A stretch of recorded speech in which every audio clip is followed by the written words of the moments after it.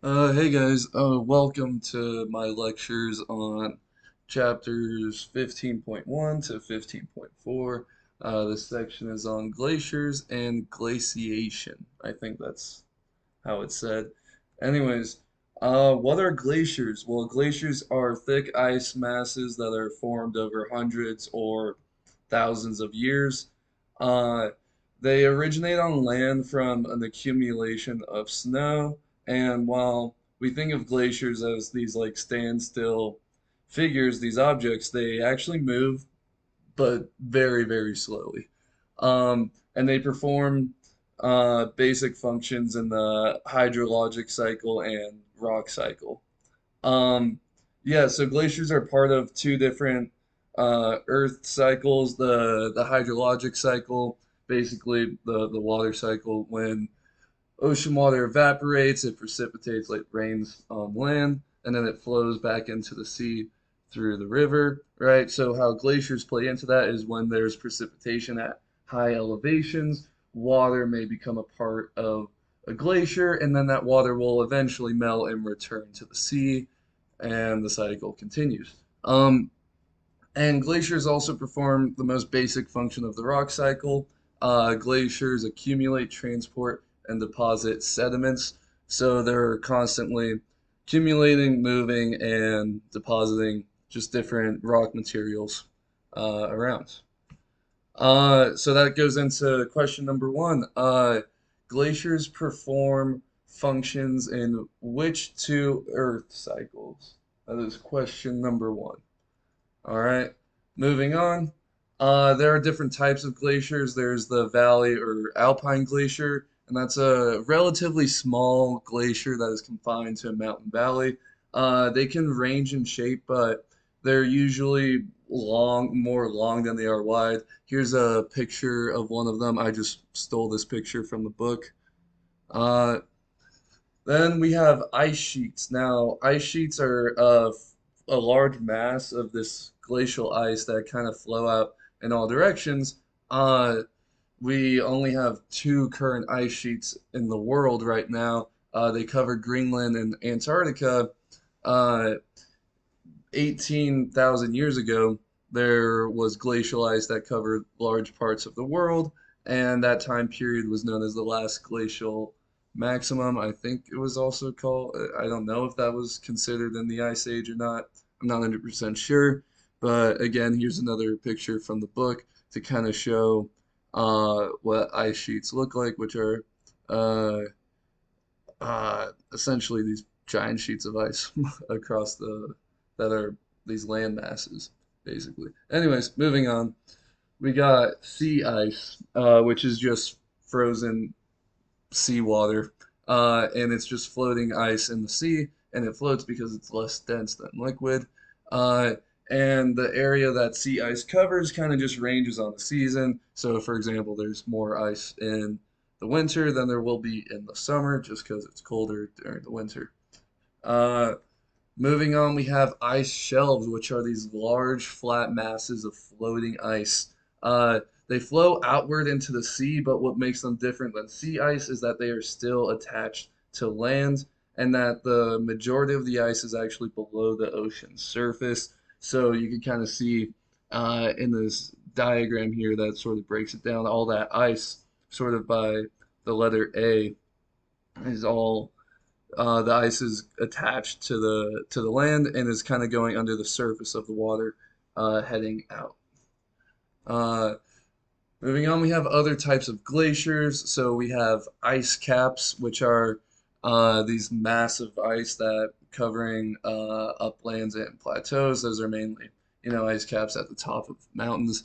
Then there are outlet glaciers, uh, which are the ice that flows outward from an ice cap or an ice sheet, and those are the glaciers that flow kind of from the mountains into the sea. Like that's why they're called outlets because they have outlets into the sea.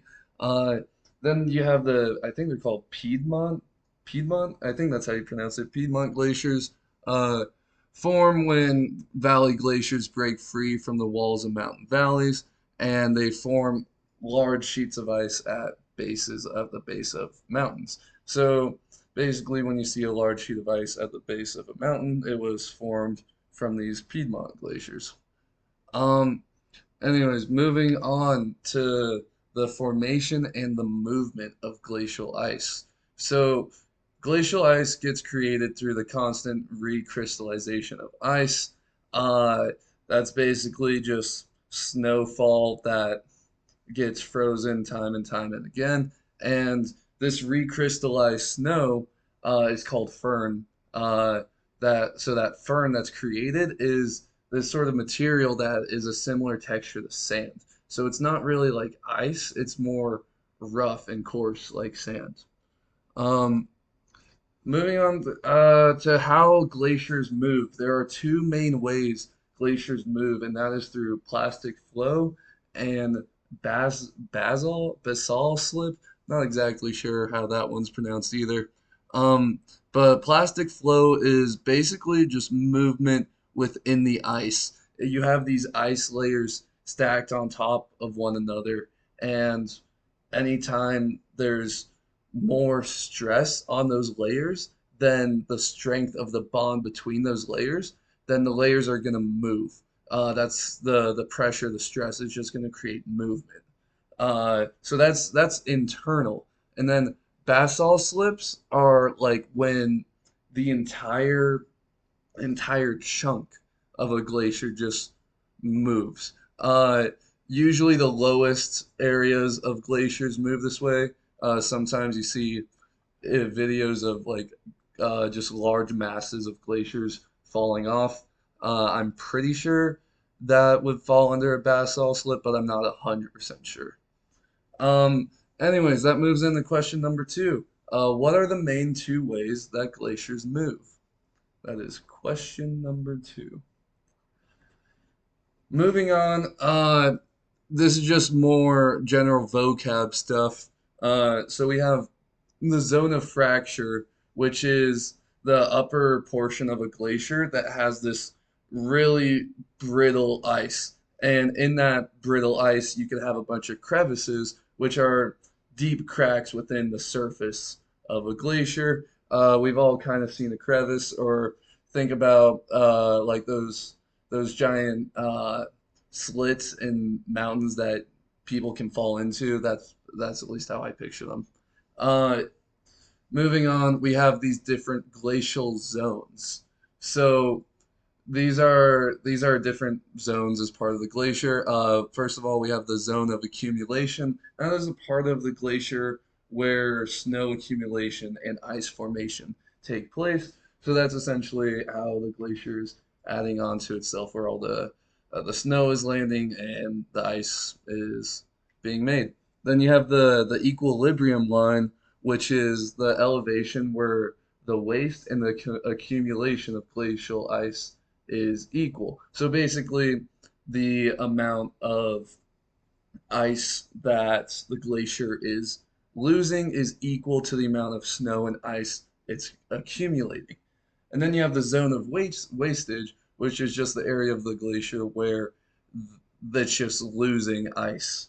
It is not accumulating any snow or ice there. It is just losing part of the glacier. Um, Moving on, we have what's called an ablation, and ablation is just a term that's used to describe snow loss and ice loss in a glacier. And then there's calving, that's the term used to describe a large chunk of ice falling off a glacier. Sorry, that's what I think is when you see those videos of these large chunks of ice fall off of a glacier. And then you have icebergs, which are just those floating chunks of ice created by a Calvin glacier. I mean, we've all heard about the Titanic. I think we all know what an iceberg is.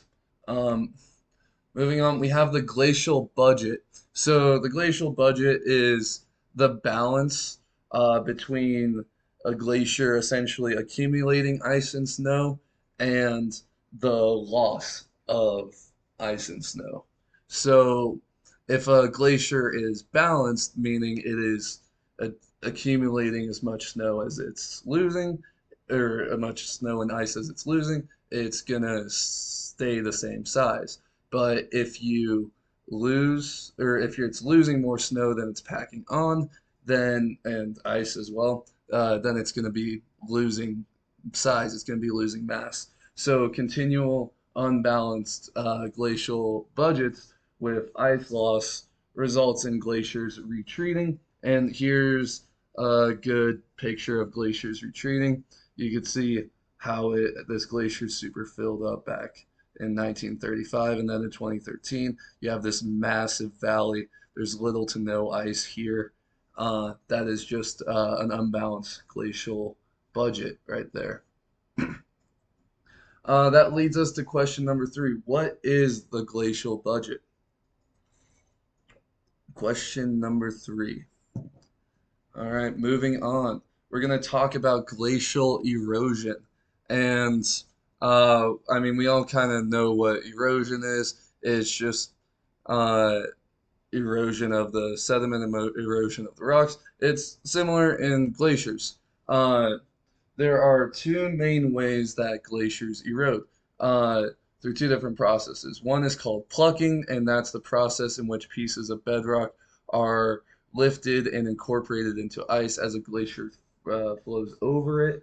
And then there's abrasions, which are scraping and grinding uh, on the rock surface due to friction uh, of other rock particles functioning almost like sandpaper, meaning uh, the rocks are grinding against each other, almost like you're sanding down the surface of the glacier, and that creates scratches and grooves on the bedrock called glacial striations.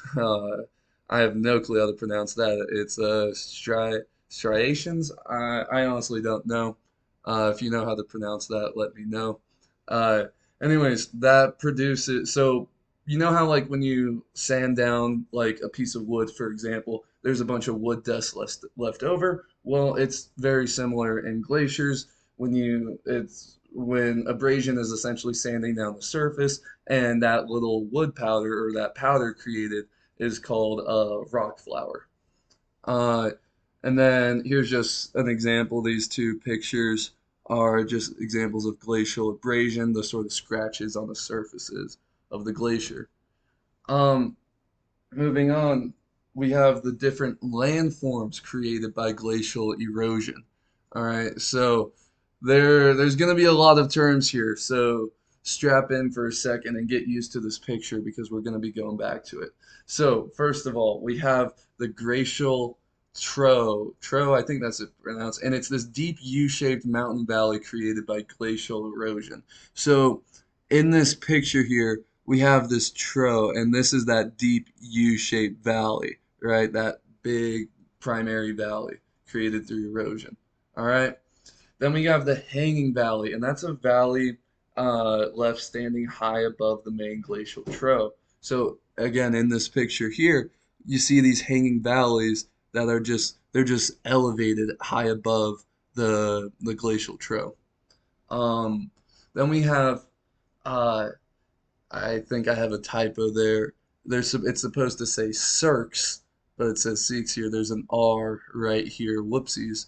But that's a wide-shaped basin at the top of a glaciated valley, and sometimes they have a small lake in the basin called a tarn.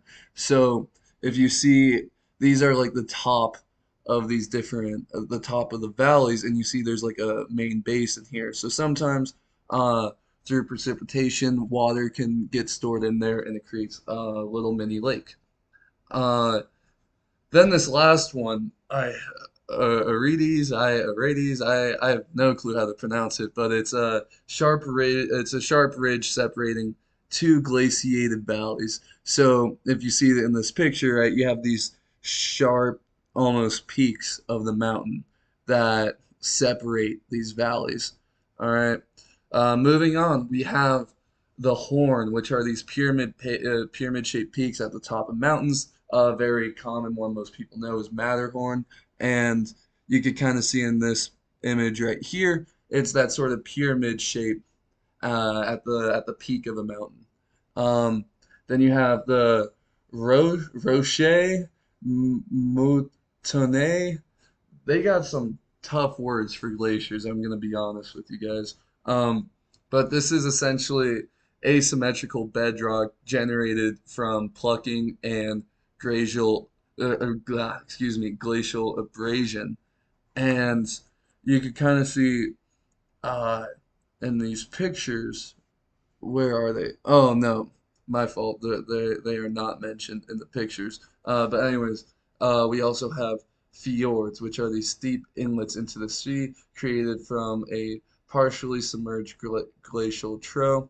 And it's hard to see in these image. I don't think they have one in here, but those are essentially those super steep rock formations or glacial formation, I mean, that are sort of steep, kind of like a cliff you could jump off into the ocean. Uh, Now we're gonna go into glacial deposits and glacial drift. So I'm sure many of you guys have heard the idea of like glacial drift theory, but the way the book describes glacial drift is just a general term used to describe sediments that have glacial origins. So just sediments that were created from glaciers or were a part of glaciers in some way, shape, or form. It's a super vague general term, and you might be able to apply it to almost anything. But there are two types of glacial drift. There is glacial till, which is materials or sediments that are deposited directly by the glacier, and then there is stratified drift, which is sediments that are laid down by glacial meltwater. Uh, Here is an image of glacial till, and as you can see, like glacial till is an unsorted mixture of many different sediment sizes. Those are just again sediments that have been directly deposited by the glacier. It's sort of recycled itself. Um, then we're gonna go in. Now we're gonna go into moraines, outwash plains, and kettles. So what are moraines? Moraines are layers or ridges of till. So this till right here, we're gonna be dealing with layers and ridges of them. And there's four different types of moraines. There's lateral moraines, and that's a ridge of till created from debris that fell from valley walls. There's medial moraine, that's a ridge of till created when lateral moraines from different alpine glaciers combine. There is end moraine, and that's a ridge of till that marks the front of a glacier. And then there's ground moraine, and that's an underlying layer of till deposited as an ice front retreats. All right. Uh, that leads us to question number 4. And what are the 4 different types of moraines? Did I plan that? I don't know. Is it a coincidence? I'm not sure, but that is question number 4. Moving on, we're going to talk about kettles. Now, kettles are basins that are created after blocks of ice in a glacial deposit melt. So, if think that you have this big glacial deposit and it essentially heats up, gets real warm, and that deposit of glacial ice melts. So now all of a sudden you have this basin and it may have water in it. That water may evaporate, but you get those basins similar to what we were looking at in the earlier images. Um, Moving on, some more vocab stuff. We have drumlins, eskers, and kames. So drumlins are these symmetrical hills that are made of glacial tills. Uh, you don't usually just see one of these. You have these clusters of them, and they're called drumlin fields. They're just a bunch of hills together with each other in a mountain. Then you have eskers, and that's a ridge made of sand and gravel deposited from a stream flowing beneath a glacier. So it's just essentially a ridge formed out of these sediments from the stream that was flowing underneath the glacier that the sediments kind of all deposited on each other, forming this ridge. Then you have kames, and that's just a steep hill made of sand and gravel, and that's sediment collected from stagnant glacial ice. So again, these deposits just kind of stacking on each other, making this steep hill, or these sediments, I mean. Uh, and that is the end of 15.1 and 15.1 to 15.4. These are sort of the main ideas, the main vocab, uh, just about every single topic from these from the re or from the book. Sorry, I know I'm not the best lecturer, but I hope you guys have learned something from this, and I hope you guys you guys learned enough that you're able to answer the lecture questions, and I will see you guys in class. Thank you for watching.